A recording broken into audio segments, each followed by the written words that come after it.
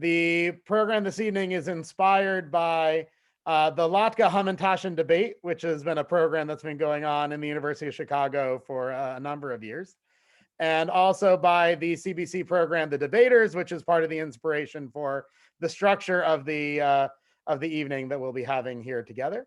And so to review for everybody, including our participants, the way that it's going to work this evening is as follows. Before each of the three sections, there'll be a brief introduction to the section by me, the moderator. That'll be followed by 3 minutes of opening arguments from each participant.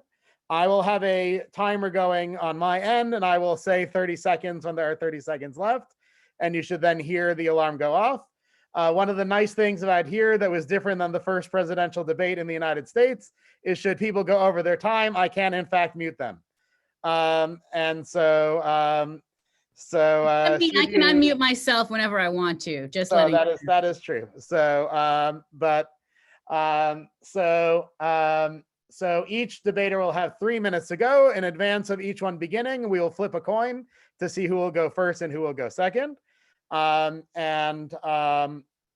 be able to make that determination. Following the 3 minutes each of introductory statements of opening arguments, each participant will have 30 seconds each, twice, for a rapid response to what the other person had to say in their argument. So following again, the opening arguments will be 2 30-second intervals per person of rapid response to the arguments made by their opponent in debate. Following that, each participant will be given 2 trivia questions by me to see whether they can answer these questions about their topic that they are doing this evening. Then following which there will be 2 minutes each for closing arguments. After all of this has taken place, there will be a poll that is posed to everyone in the group, and everyone here will have the opportunity to vote as to which side they believe won. And then independent of whatever they decide, I will decide who the winner is of the debate that happened this evening. Taking all of that into account, we'll begin with our first of the 3 debates this evening, which is the origin debate, the debate of great debates on Chanukah, which is Latkes versus Hamantashen. As Jews, the only thing that is more essential to Jewish life than debate is food. And as such, Jewish foods and which Jewish foods are eaten are of the utmost importance. One of my favorite stories about Jewish food has to do with when my mother-in-law came to see us on Rosh Hashanah about, 8-9 years ago, and she's a vegetarian. And so in preparation for Rosh Hashanah, we prepared a vegetarian menu for Rosh Hashanah evening because of the 3 people there, one of the 3 was a vegetarian. And she sits down at the table and is outraged. How dare there not be brisket? How dare there not be turkey being served as part of Rosh Hashanah dinner, even though she would not eat those foods. The integral nature of foods and Jewish foods are so important. And so this evening, our first debate will be on the topic of Latkes versus Hamantashen, which is the better, which is the more essential, which is the more critical Jewish food. And I'm going to share my screen, and I'm going to invite Melanie to unmute herself, and she can call heads or tails to be able to determine who goes first. Okay? Heads. Heads? Okay, let's see. Tails it is. So, Michael, you can decide, do you want to go first or do you want to go second? You're muted. You're muted, doofus. Okay, it's starting already. I'll go first. Okay, terrific. So, Melanie, if you could please mute yourself. I'm going to get 3 minutes on the clock, and it will begin when you begin your argument. Before we begin, I'd like to say this vote is rigged.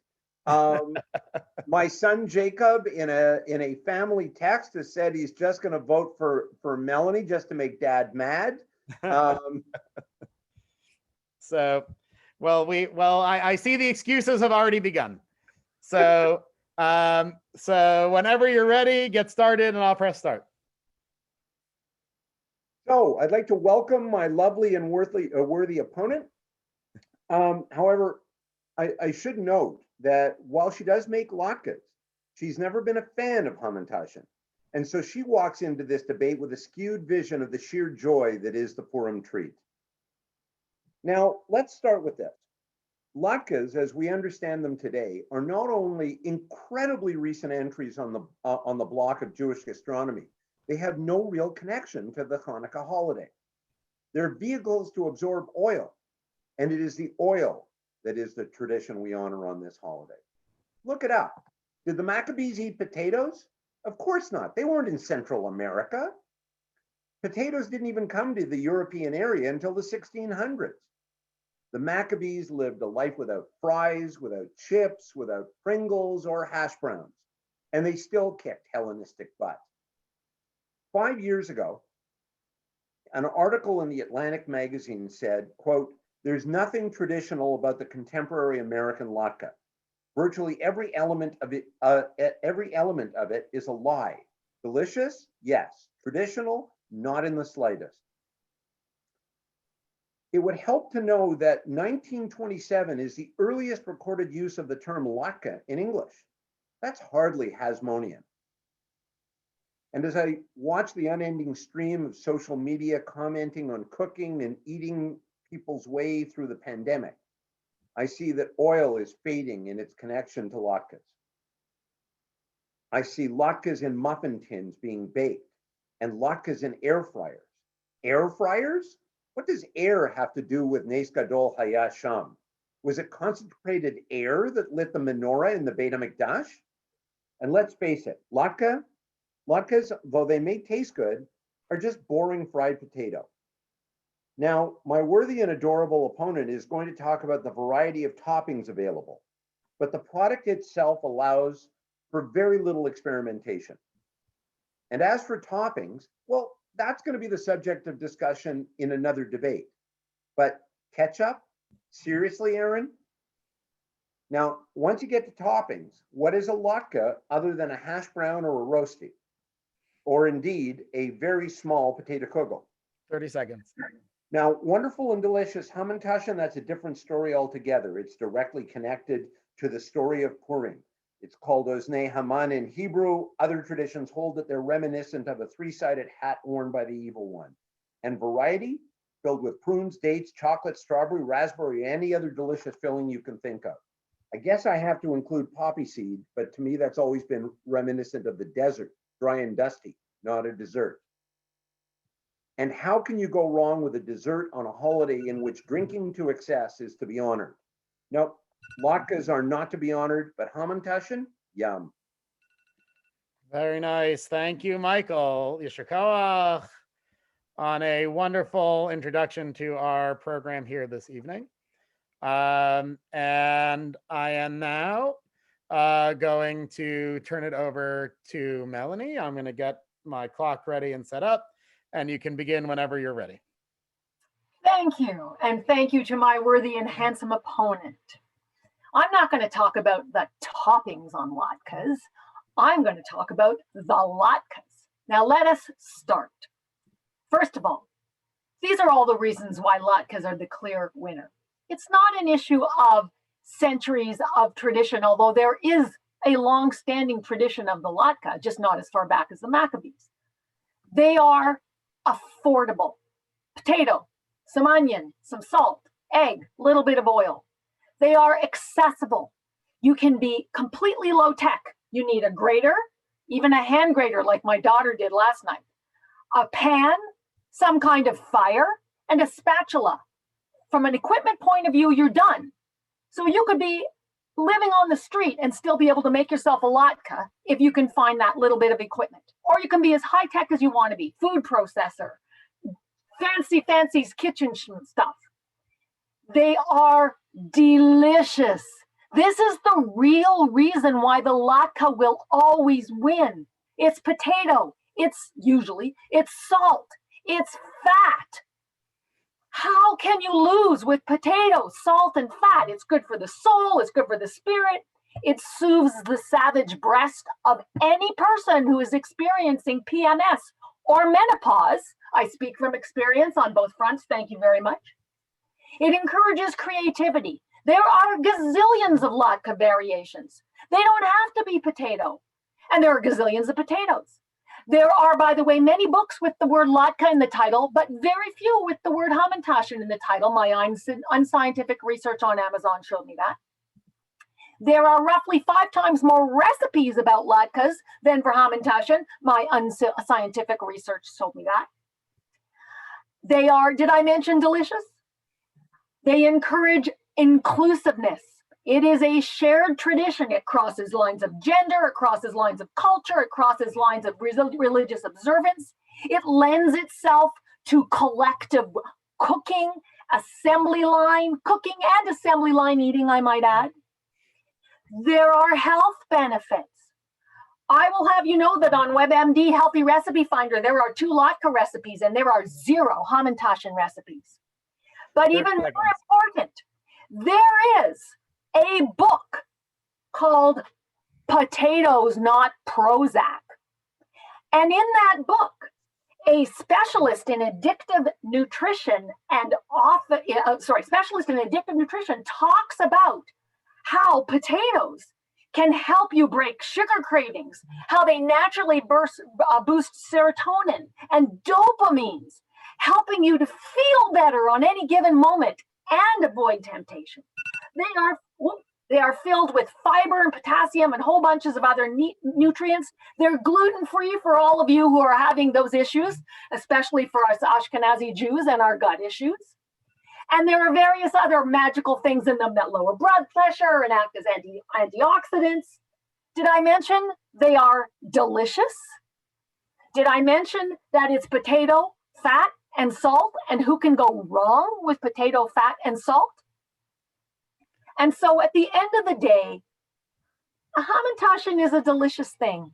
And it's true that latkes have only been around about since the 12th century in one form or another, 1200s in one form or another. But this is something that we must cling to and promote and treasure. And under no circumstances will a Hamantashen ever beat out a latke in a race in the kitchen. Thanks.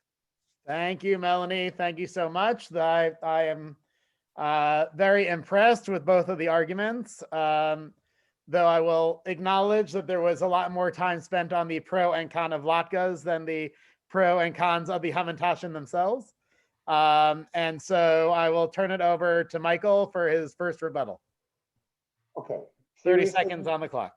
Okay, seriously, fiber in latkes? Most of the people I know take the skin off before they grind the potatoes for latkes, and you know that half the fiber is gone. And honestly, lower blood pressure with salt and fat? I mean, come on. There's a reason you and I have to periodically go on drastic diets, okay? And it's nutritional thinking like that, okay? Now, as for health, I mean, I'll get to it a little bit more in Hamantashen, but the reality is there's no variety in latkes, none. They're fried potatoes. They're bland. They're boring. And I know because you're always whining about it that we eat latkes at meat meals so you can't have sour cream on them. It's for you, a latke is nothing but a delivery system for sour cream. Okay, that's it. Okay. Melanie, you have 30 seconds. I would like to address the lack of variety and boredom argument because that is completely invalid. First of all, latkes, even though I'm a traditionalist and I like my latkes made out of potatoes, can be made out of all kinds of things. They used to be made out of cheese back in the Middle Ages before people switched over to potatoes in the 1800s because they were cheaper and easier to access, and because you could fry potatoes in schmaltz, but you can't fry cheese in schmaltz. And so now, and there are still cultures that eat the cheese latke to honor Chanukah as well. But they can be zucchini, they can be broccoli, they can be all kinds of vegetables. Okay. We're at time. Okay. Michael, one more 30 seconds. The killer argument here, okay, for my wife And most of the people on her side of the gender divide is this: you can't put chocolate in a latke, but chocolate Hamantashen wins. Okay, and you can have dark chocolate, you can have milk chocolate, you can have any form of chocolate that you want. And for me, you can put apple in a Hamantashen, you can put raspberry in a Hamantashen. I even like prune Hamantashen. Okay, thank you, Michael. And Melanie, last licks. I share his love of prune Hamantashen, but you can have latkes for breakfast. You can have latkes for lunch. You can have latkes for supper. You can have latkes for dessert. And this is in honor of your wife, Rabbi. You can put sugar on top of them and eat them as treats. It is an enormously versatile food. And I'd be willing to bet you that if somebody on this call does a Google search right now, they'll come up with a chocolate latke recipe of some kind or another. Okay, thank you, Melanie.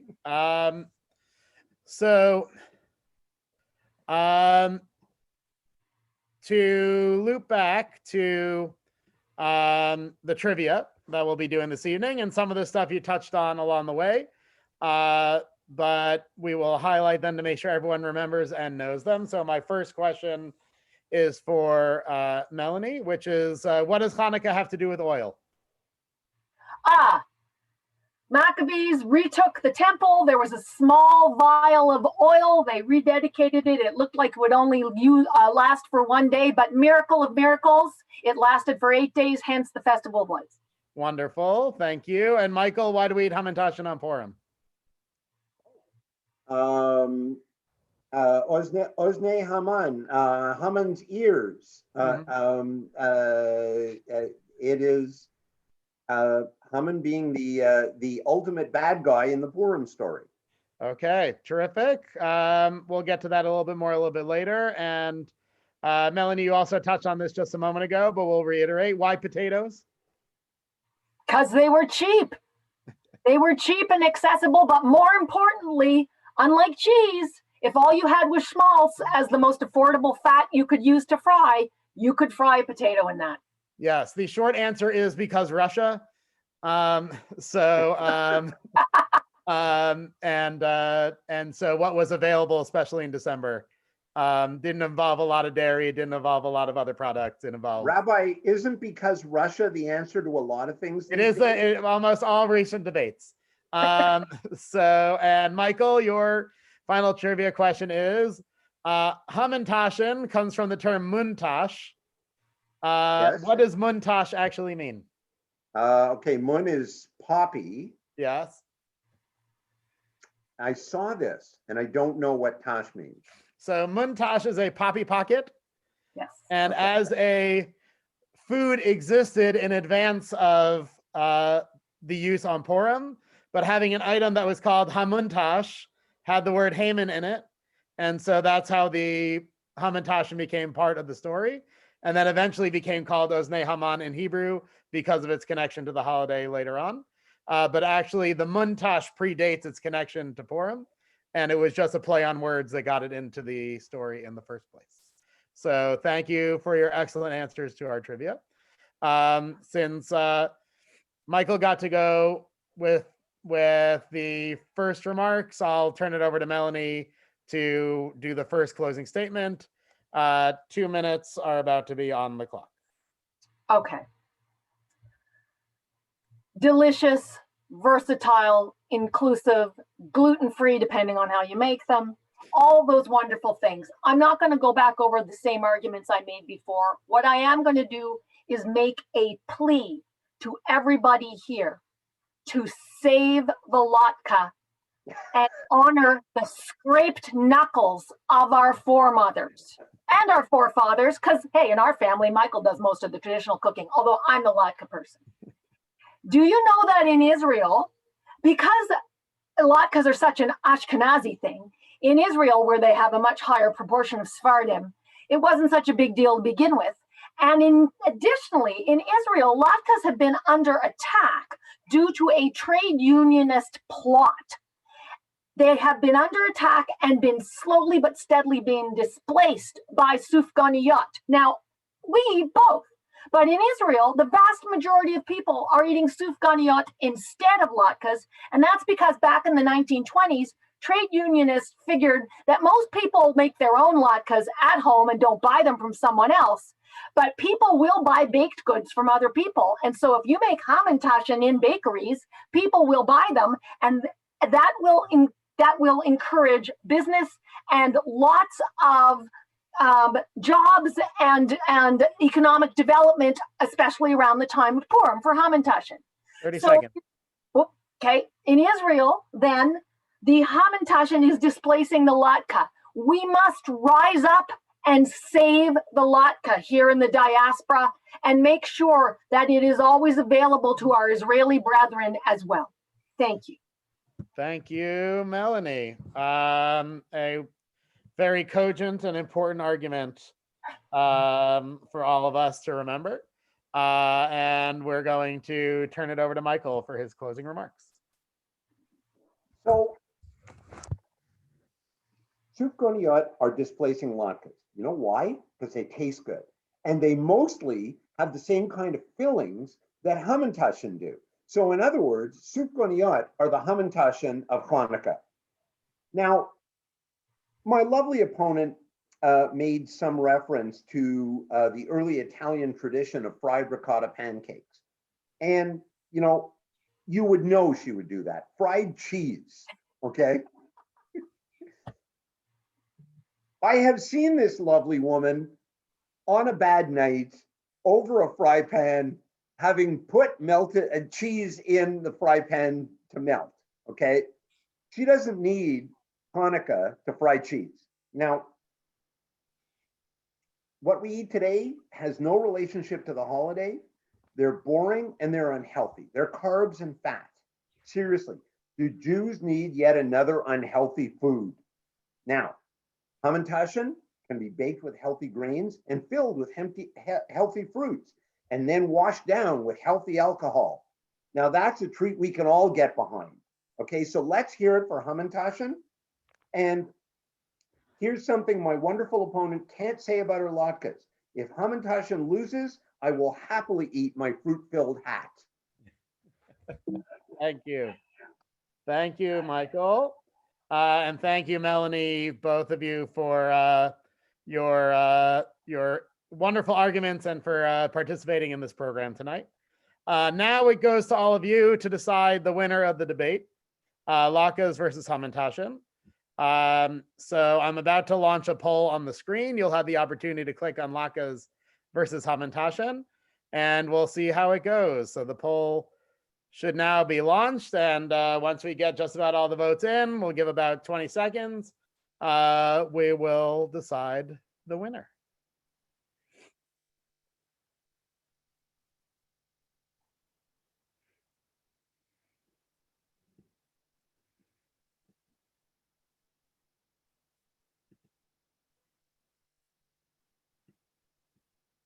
Is the poll coming up for people?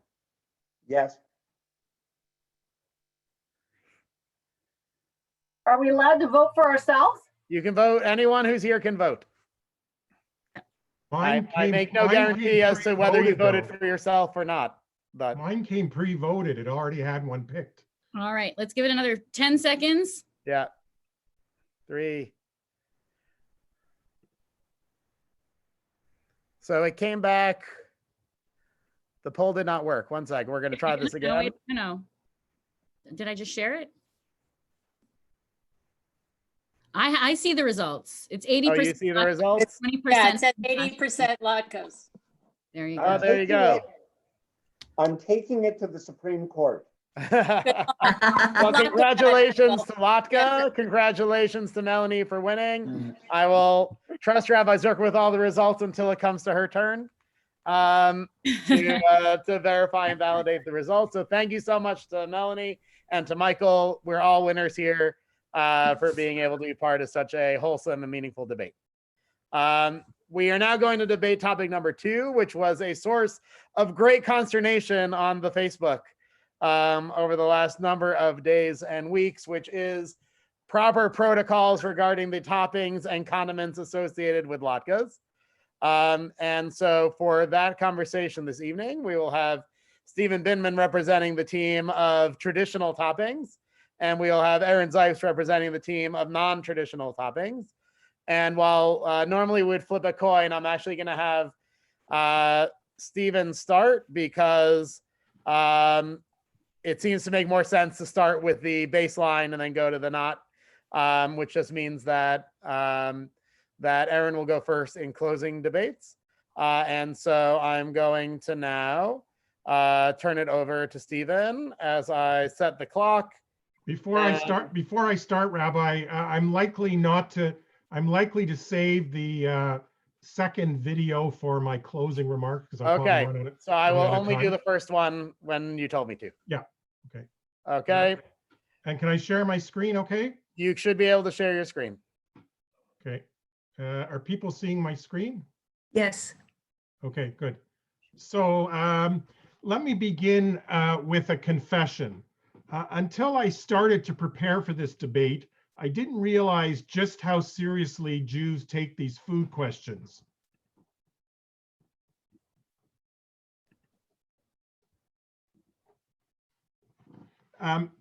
Everybody seeing that picture? No. No. Oh, well, that's not good. Hold on. Hope my time is stopped. Just give me 1 sec. Sorry, my slideshow is not slideshowing. Did you do share screen? Yeah, I'll try it again. Sorry.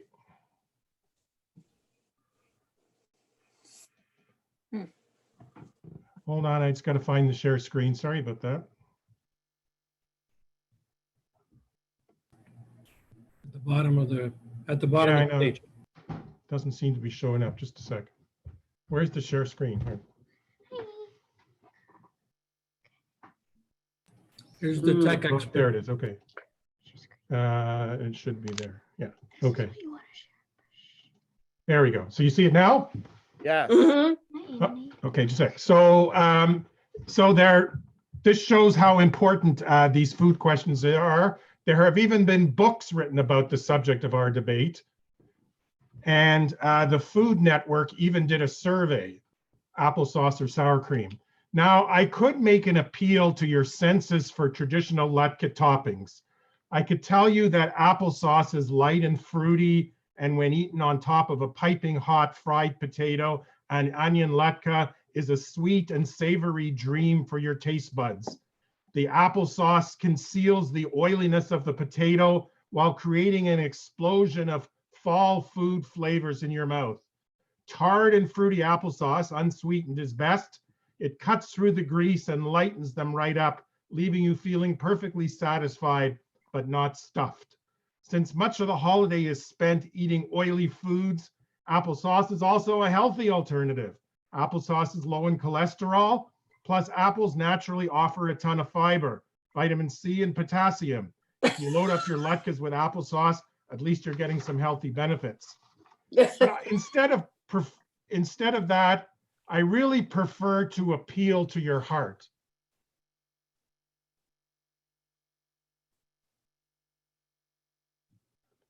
I'm not hearing it, Rabbi.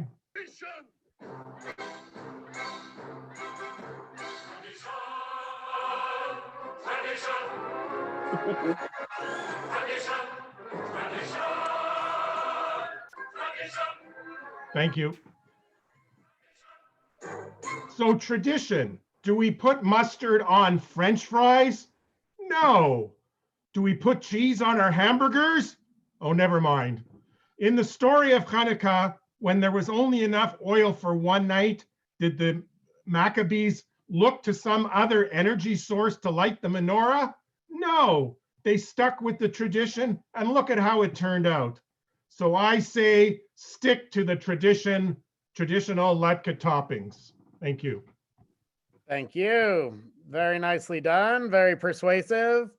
And certainly consistent with so much of what we've encountered and been taught through the years. But we're now going to have the opportunity to see some new ideas and some new opportunities.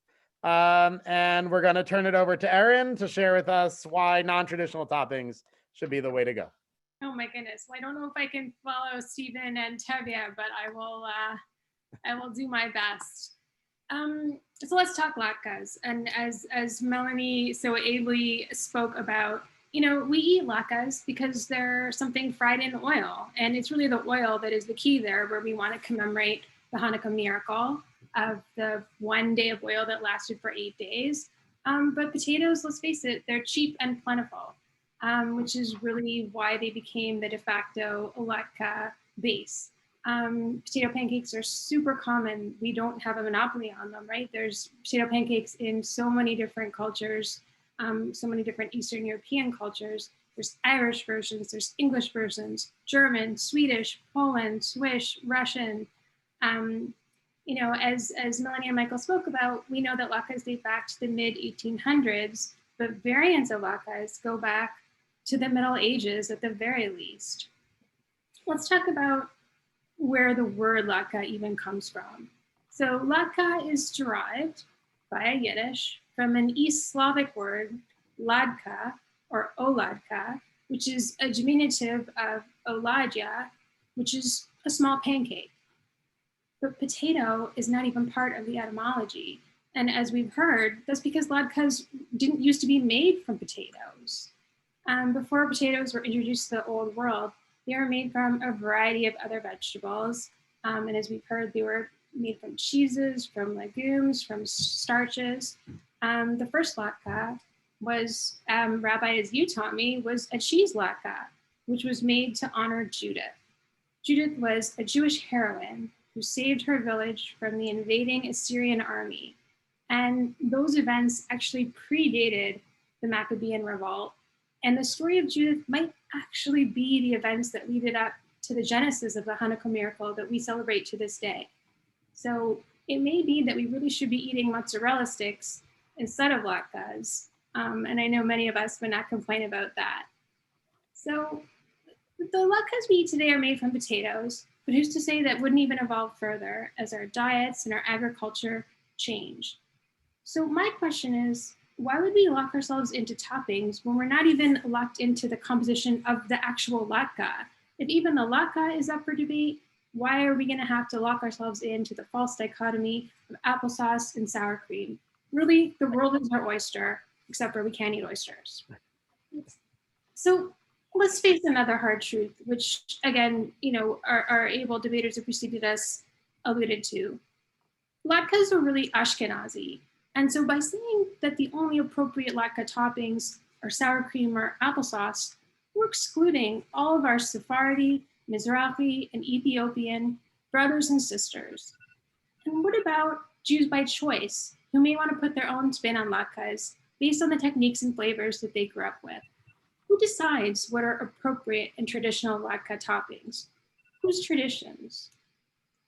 Let's talk about the most important point here. Other toppings are delicious. And maybe I can't convince all of you that ketchup is okay on latkes, but I think I can convince many of you that there's so many other delicious toppings. And by keeping to just sour cream or applesauce, you're really ignoring so many other flavors that go so well with just a plain potato latke. It takes other flavors so wonderfully. We can talk about, thank you. Thank you, Erin. You'll have some more opportunities to continue the argument. I know I've learned a number of things over the course of this evening about the history and the origin and the development of all these customs we've had along the way. I want to turn it over to Stephen for the first 30-second rebuttal of what we discussed so far this evening. I presume since I'm not married to my wonderful opponent, I should limit the niceties that I say about her like the previous debaters. Or just the opposite. But given that my wife is watching on another screen, I will be careful. I will not advertise for Shopify, but I would just point out that the only alternative toppings that I heard referenced in my opponent's portion, I heard a brief reference to ketchup. I heard oyster, which I think she even agrees we're going to take off the table. And I heard mozzarella sticks. So other than saying we shouldn't go with applesauce and sour cream. I heard no alternatives whatsoever. Okay, so let's turn it over to Erin and see what she has to say. Oh, let's. So if we need sour cream as the gateway drug to get you over the hump of non-traditional toppings, start with sour cream, but you could swap it out for creme fraiche. You could top that with a little bit of lox. You could go for some dill, some kosher roe. Bonus points if you sprinkle on some Trader Joe's everything but the bagel seasoning. Delicious and culturally relevant. You can go for avocado, egg and cheese. If you're having a meat night, you could do smoked meat or brisket. Add some pickles and mustard for extra points. If you want to appeal to your Mediterranean friends, you can put on labneh, strained yogurt, za'atar, highly recommend, zhoug, which is Yemeni hot sauce, 5 rib, seconds. Tunisian hot chili. Really, the possibilities are endless. Okay, back to Stephen.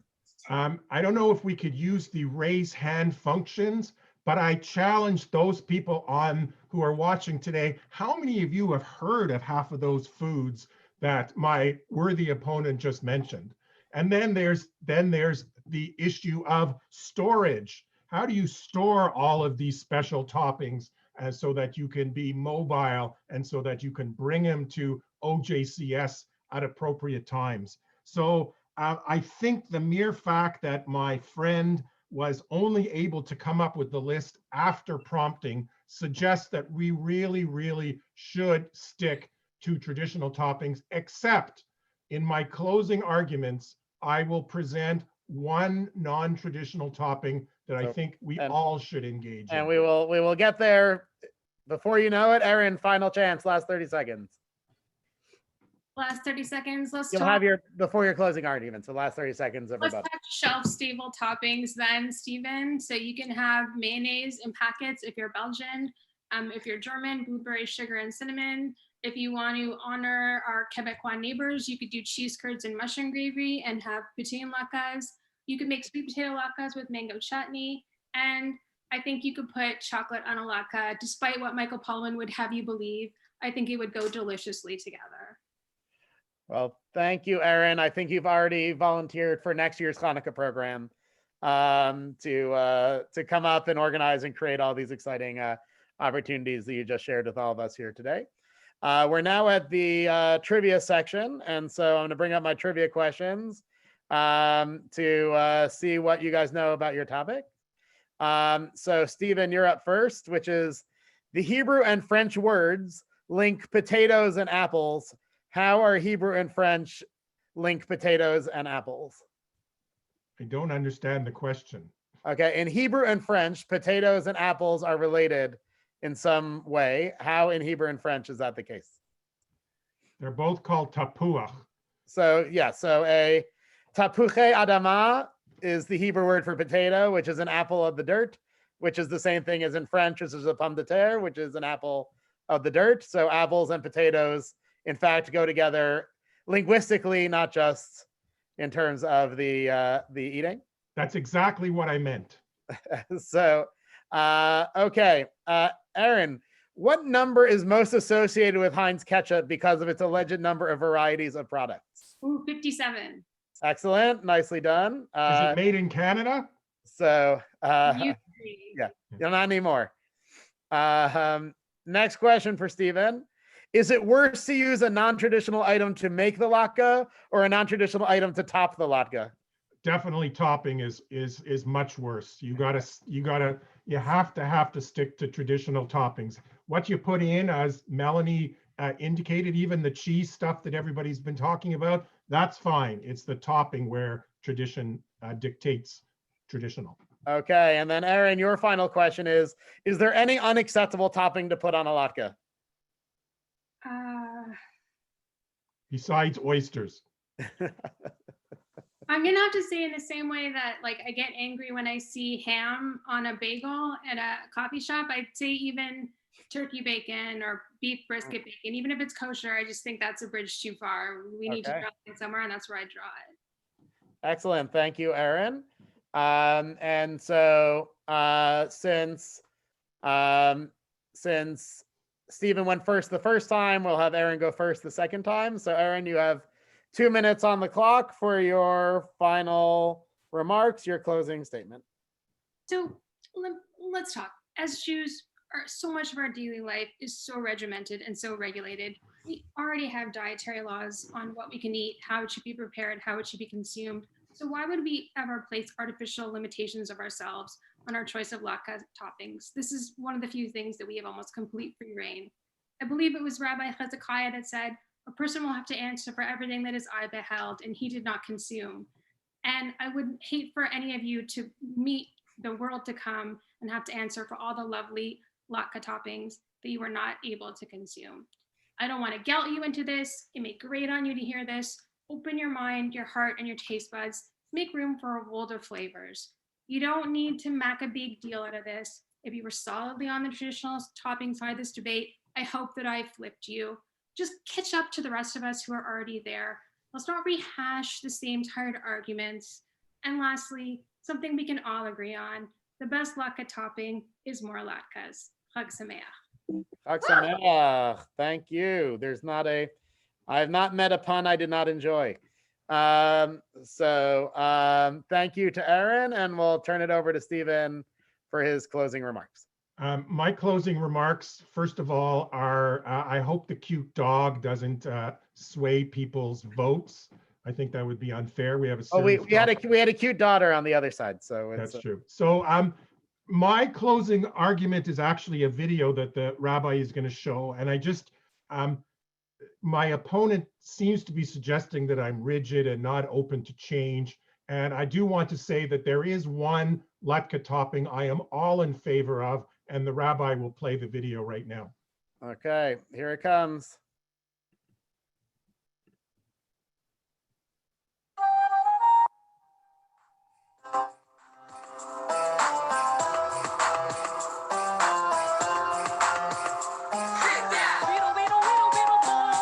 Happy holidays, friends. It's that time of year when Thanksgiving ends and we wait for reindeer, but I rap the truth, so I got a witness. Sometimes it's hard to be a Jew at Christmas. Just the other night, I was feeling kind of low, chilling at my house when my friend said, yo, there's a Hanukkah party that my boy is throwing. There'll be latkes and vodkas, all the Jews are going. So I grabbed my dreidel, I headed out the door, stopped for some Manischewitz that we all could pour. When I got to the party, the place was bumping, menorahs were burning, klezmer beats were thumping. And then I saw the spread, it was quite a sight.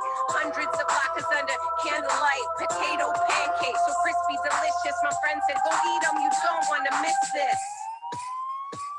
Cause there was pop in the latkes, there was pop in the latkes. I guess you could call them potkas, cause there was pop in the latkes. So I loaded my plate and I gobbled them up, washed them down with some wine from my holiday cup. But that one little secret I just didn't know until 30 minutes later when I started to glow. I felt funny and I couldn't stop laughing. How you like those latkes? My friend kept asking, but I couldn't really talk. I could only dance. I was stuck in a Hanukkah cannabis trance. Visions of McAfee's danced in my head when that one night of oil lasted 8 nights instead. I was straight up tripping on the Hanukkah miracle. I was so damn high, I felt practically biblical. I forgot about Christmas, Santa, elves. My friends and I hugged, feeling proud of ourselves. We were super Jews, Hanukkah junkies, and my friend said, "Whoa, I got such bad munchies."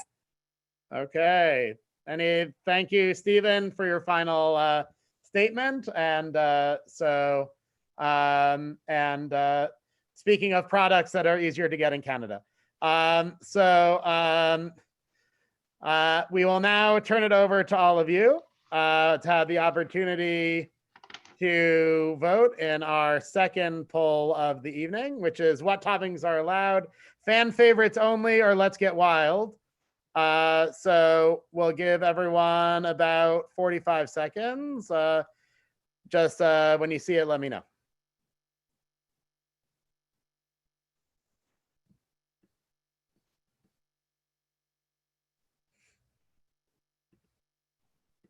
Not coming up, Rabbi. Let me try again.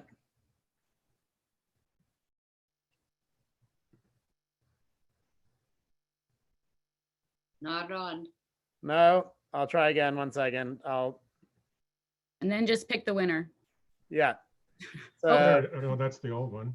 1 second. I'm doing it over again. So we're gonna do it now. Rabbi, are you high? Yeah.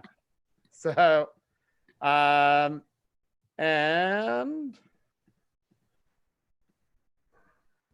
No. Still no. Still no.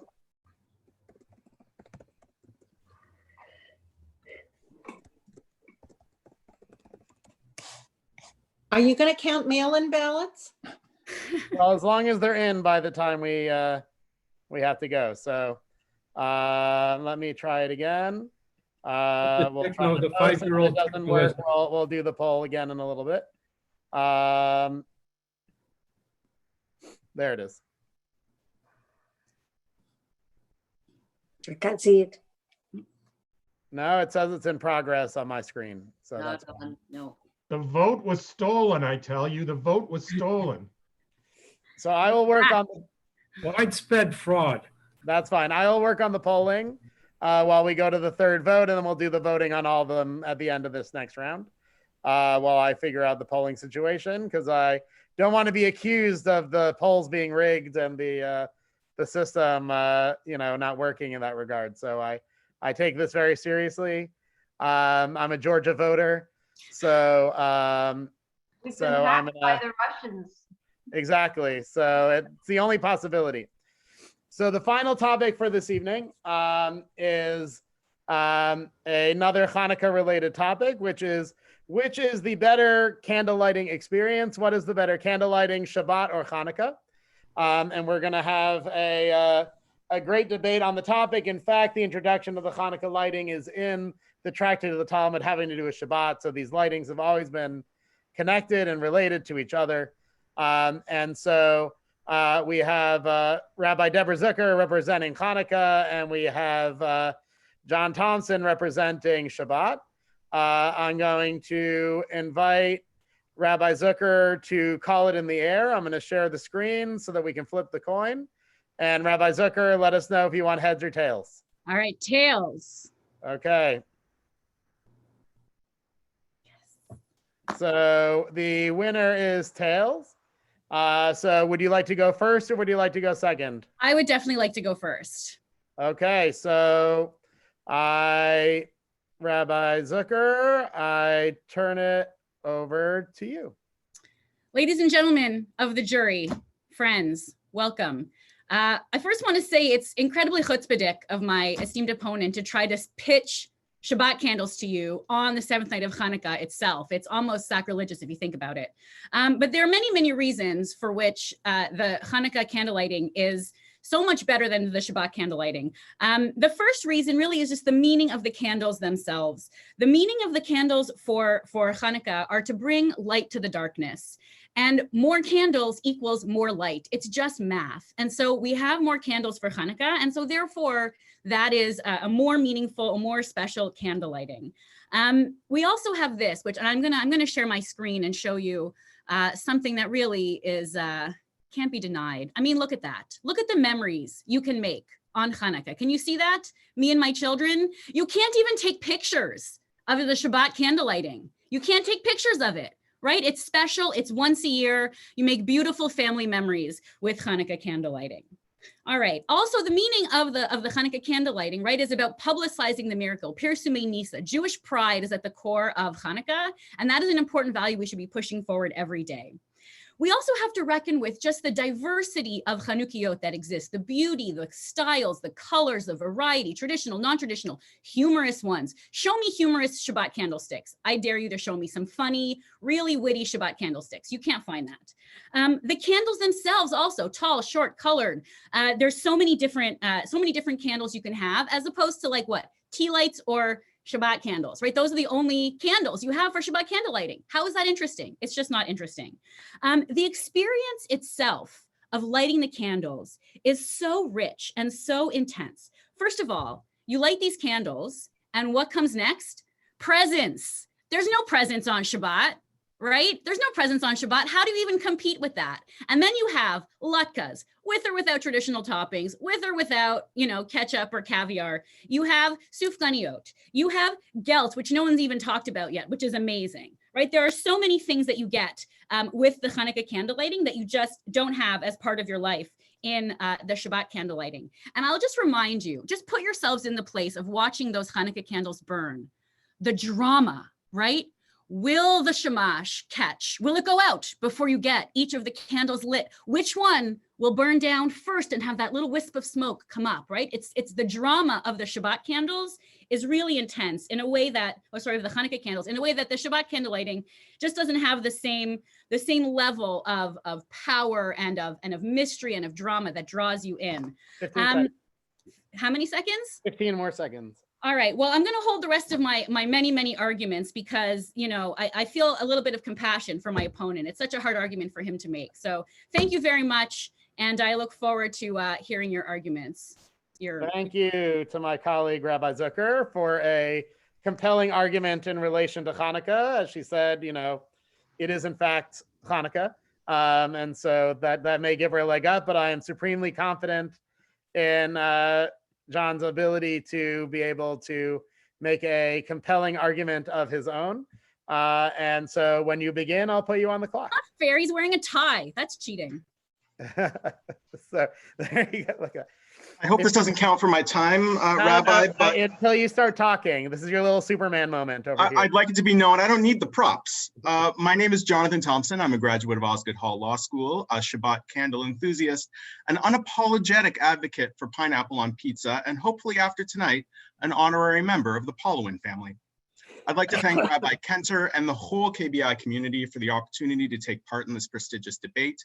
Especially grateful in joining us via Zoom tonight is my mother, Ingrid Aegis Thompson, who as of tonight has witnessed me become a lawyer, marry a doctor, and now tonight debate a rabbi, leaving Make Aliyah as the only open space on my perfect Jewish son punch card. I'd also like to thank my esteemed opponent, Rabbi Zucker, for debating me tonight, though I do suspect that she got pressed into service because we had an odd number of lawyers. And so I say I am here tonight, not just for myself, but in solidarity with anybody who was ever the odd kid out and had to square dance with the teacher in gym class. I'm doing this for all of you. It's true, in the lead up to this debate, my learned friend and debate opponent, Rabbi Zucker, asked me, her voice rife with an incredulity that I think was not at all rabbinical.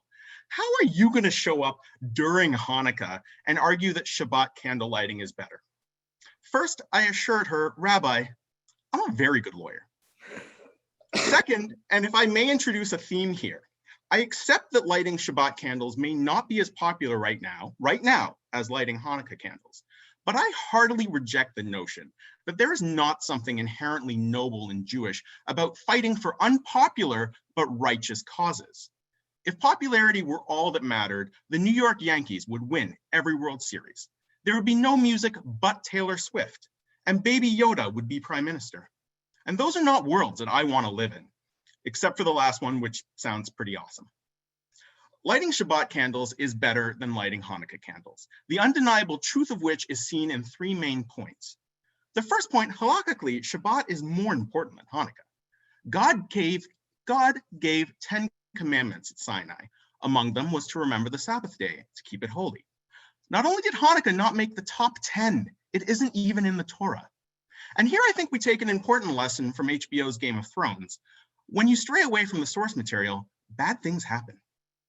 Second, regular observance is more virtuous than holiday observance. Shabbat is rock steady and dependable, like a warm hug, it's always there for you. Hanukkah swoops in and makes a lot of noise, leaves a bunch of colorful wax behind, and leaves us in the cold for another year. Hanukkah's your friend that throws a pretty good party, but Shabbat's the friend who helps you move for pizza and beer. And if you could only choose one, it's Shabbat every time. Third, in that Judaism can survive without Hanukkah, but not without Shabbat. Shabbat's a beautiful time to pause. We light candles to invite light into our world and welcome this unique part of our culture into our home. It's a pause to the mad rush of accumulation, to productivity, to competition. It's a time for family, for community, for quiet reflection. And it comes every week. And that is one of many reasons why Shabbat is a better candle lighting experience than Hanukkah. Thank you. Thank you so much, Jonathan. You did a great job. You did your mother proud. One of the many great things about the fact that we're doing all these things virtual is that our parents can come to things that they couldn't come to before. And so it's very well done. I'm going to now invite Rabbi Zucker to take her first 30 seconds of rebuttal. Well, since I live in the same town as my parents, they're always watching. So they're also watching tonight, and they would be proud to see me debating a lawyer because despite the fact that I'm a rabbi, they still probably would prefer that I was a lawyer. And I might not have gone to Osgoode Hall, but I wanted to do this debate for my office for a very specific reason, to demonstrate my qualifications. All right, that said, let me just say, we all want to be a member of the Paulowin family. There's no denying the mass appeal of the Paulowins to all the Jews of Ottawa. So, you know, we're going to have to just agree about that. In conclusion, Baby Yoda for president. Okay. Okay, you'll get another 30 seconds as well. John, you got your 30 seconds now. I have to say, Rabbi, I wasn't really expecting that level of flex when I would have brought my degrees with me here on vacation, but unfortunately I've just got this strange fractal group of 7 thing going on behind me that I didn't pick. But I really have to say, if one additional point is, if Hanukkah is so great, I would just submit to you that there are in fact no truly great Hanukkah movies, whereas Shabbat gave us the classic 1995 Ice Cube Chris Tucker film, Shabbat. And if I could share screens for a moment, you probably only caught it under its North American title. Everyone's got it? And Good. you get next Friday and Friday after next, you know, Shabbat every week. An entire franchise, Rabbi, and that's to say nothing of The Cure's hit song, It's Shabbat, I'm in Love. And any number of wonderful pop culture works. Simply not the kind of cultural production we see out of Hanukkah. Okay, and Rabbi Zucker, one more time, 30 seconds. Listen, you addressed something significant, which I want to comment on. As I get older, I see how quickly time passes. And you say that, you know, Shabbat comes week after week, it's your steady friend. It's boring, it's routine. 52 Shabbats pass, and it's like the blink of an eye. When a Hanukkah comes, you take notice, you take stock of your life, it creates meaning, it builds that emotional presence that you want in your spiritual life. So, you know, the week in, week out of Hanukkah, of Shabbat, I mean, I just can't get behind. It's those special moments. Those moments, again, I'm going to show you where you sit with your family and make memories. These are the things that are important. Okay.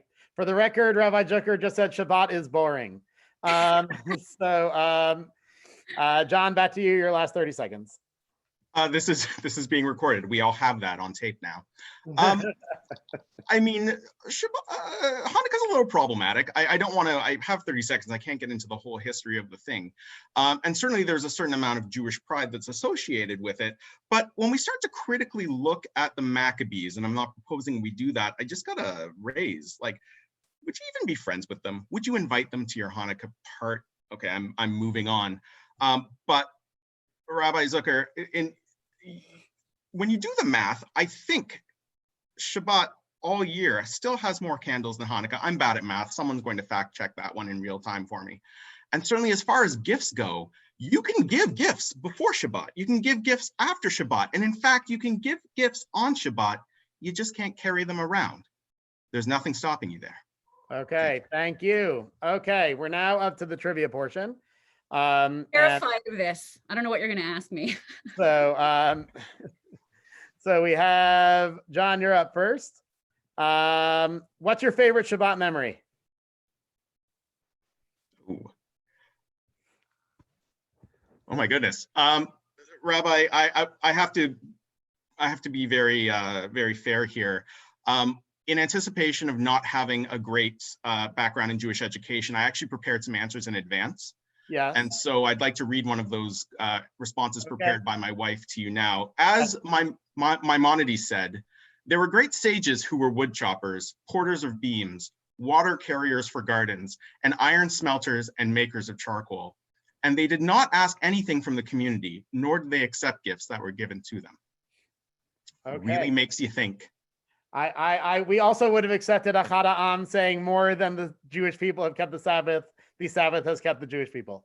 I agree. So, okay, Rabbi Zucker, your question is, name all 5 of Mattathias' sons. Oh gosh. Judah, was one of them Jason? I'm gonna phone a friend. Anybody any Hebrew school graduates wanna chime in? No, I really don't know. For the record, if anyone would like to learn more about them, you can come to Lunch and Learn tomorrow at 12 o'clock. As we discuss what's in a name, the answer is Judas Maccabeus, Eleazar Avaran, Simon Tassi, John Gotti, and Jonathan Affis are the Tip of my tongue. Tip of my tongue. Yes. Okay. John, the next question for you is Shabbat is on what day of the week? I'm I'm out of Maimonides quotes. So sundown on Friday to sundown on Saturday. Excellent. That is correct. Rabbi Zucker, the next question for you is take the number of days of Hanukkah and multiply it by the number of candles in a traditional Hanukkah candle box. Then divide it by the sides of a dreidel and subtract from that which century before the common era of the Hanukkah story took place. You know that rabbis are bad at math, right? Like notoriously bad at math. So we'll go through that again. Take the number of days of Hanukkah. Yeah. Multiply it by the number of candles in a traditional I need my Hanukkah candle box. calculator. Hold on a second. Hold on. Number of days of Hanukkah. Got it. Yes. Multiply it by the number of candles in a traditional Hanukkah candle box. Okay. Okay. Divide it by the sides of the dreidel. Okay. And subtract from that which century before the common era of the Hanukkah story took place. 82? 86. 86 is correct. Wow. 86. The Nicely Hanukkah done. candle box was the trick. I give credit to my dad who always asks us that question. How many candles are in the box? Yes, I knew that one you had in your toolbox. Yes. So excellent. Nicely done, everybody, on your trivia.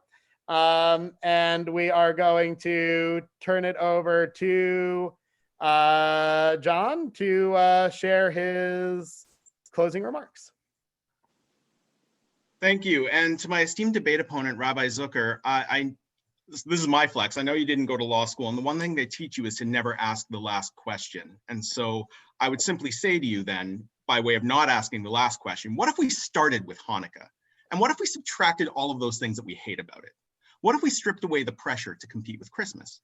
What if we took away the cheesy disposable decorations? What if we didn't have to wrestle with the morality of the Maccabees' complicated legacy? What if we kept the warmth, the togetherness, and the sense of community?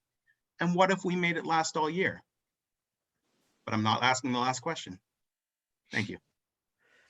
Thank you, John. And we'll turn it over to Rabbi Zucker. She has 2 minutes on the clock for her final remarks. All right. I want to bring us back to the focus here, which is the candle lighting itself.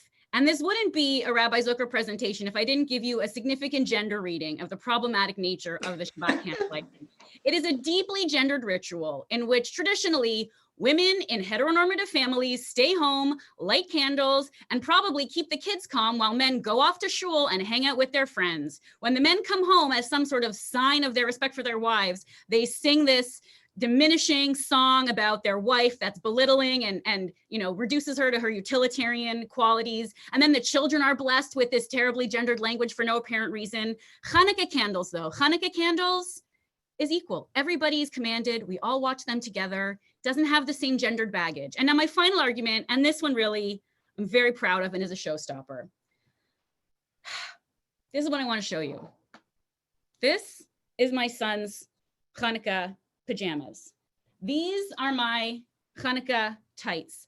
All of these products memorializing the importance and significance of Chanukah candle lighting. I dare you to find me consumer products about Shabbat candle lighting, okay? Capitalism has spoken. The end. Thank you for reminding us that in the end, capitalism is the winner of all debates that we'll be having this evening. Rabbi, before we go on, I hate to jump into Yes. somebody else's debate, but when we were invited to this, we were specifically told that we were only allowed to use one cute picture of our kids, and Rabbi Zucker had two. It was twice the she same had picture two twice. It was the same picture a second time. Okay, fair enough. I am Thank in you. fact such a mensch that I yielded my my opportunity to show pictures of my fictional children to Rabbi Zucker, so that I understand your concern, but we sorted it out in advance. Thank you. So we will try to do the vote one more time for both the second and third debates, though I think we can all agree that everyone who is here this evening was the winner of the great debates this evening for being able to be part of these great debates and this great conversation. So I'm going to try one more time to bring up the poll. And so we're going to try to bring up question number 2 and see if it works. Did poll number 2 launch? No. No. It says it launched for me. No. Okay, so what we're going to do is as follows, which is we are going to invite everyone who would like to vote in favor of the only traditional toppings to go and put the thumbs up if they can in the box, okay, which is in the bottom right corner of your screen. There's a more button, and the more gives you the choice of a thumbs up. If you can't do a thumbs up and you want to do one of the reactions on the bottom, you can do so, okay? So if you're on team only traditional toppings, please put your thumb up right now.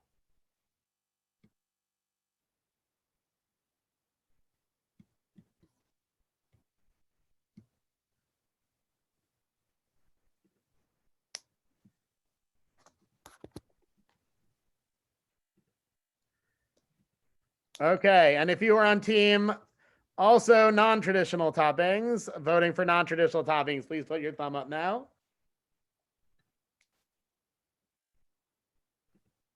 And I'm getting killed. So who turns the pages every Saturday for you? So I warned Stephen that I've been getting calluses on my finger. I'm getting my page turning calluses. Yeah. They've been coming in from my work. I'm not feeling the love. I'm not feeling the love. It is a good reminder of the concurrent values in the conservative movement of tradition and change, and the value of both, and how there's a place for all those things in relation to these matters. So thank you so much. Now, the third debate was Shabbat candles versus Hanukkah candles. If you are on team Shabbat candles, please either put the thumb up there or the thumb up on your screen, and I will count them either by your physical thumbs or the thumbs on the screen. So if you're on team Shabbat candles. My own father is voting against me. Can you believe that? Well, maybe if you were a lawyer. It's also possible my wife just voted against me. I'm not really sure. Okay, and we'll clear everything from the screens. And if you are on team Hanukkah candles, please put a thumb up now.